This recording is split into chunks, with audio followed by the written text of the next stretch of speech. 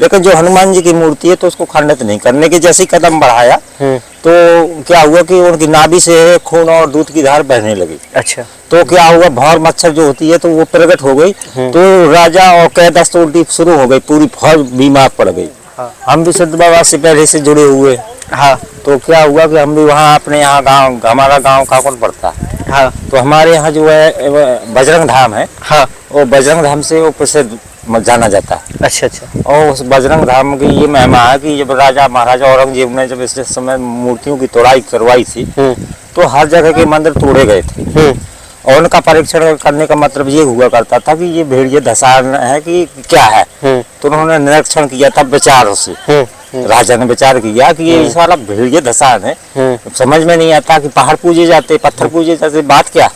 तो उसको देखा, उन्होंने प्रैक्टिकल किया मूर्तियों का और उस मूर्तियों में कहीं धन पाया जाता था और या वहाँ शक्ति पाई जाती थी। तो वहाँ वो तांत्रिक सब रहा करते थे राजा की फौज के साथ।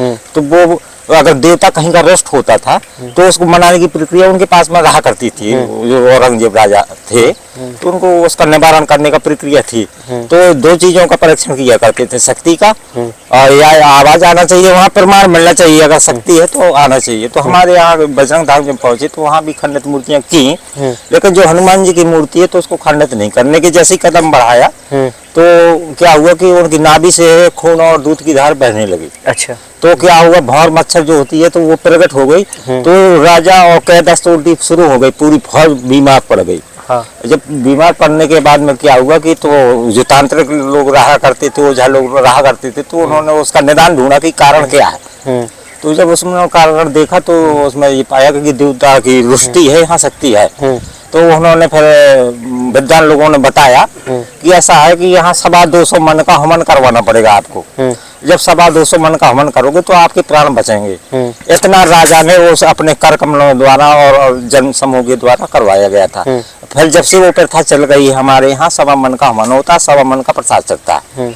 और ये जो है बहुत प्राचीन मूर्ति है, वो उस समय की बताई जाती है जैसे लंका से जब हनुमान जी बूटी लेने लक्ष्मण जी के लिए जा रहे थे तो रास्ते में काल नेम को रावण ने भेजा था।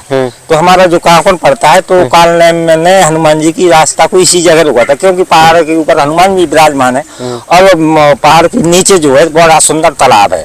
और उस तालाब में ये तालाब की ये विशेषता ये है कि जब का वो भी प्राचीन है, कोई ये नहीं बता सकता कब तालाब है और मूर्ति के विषय में भी नहीं बताया जा सकता कि कब की मूर्ति है। लेकिन जब हनुमान जी को जो है काल नेम ने को उसने छल किया तो हनुमान जी ने उसी तालाब में पछाड़ा था। तो वो काल नेम की जगह है। और बाकी ये है कि उस मंदिर में है जो कि 250 बीघा जमीन लगी हुई है और बड़ा सुंदर निर्माण है और मतलब शक्तिपीठ है वो।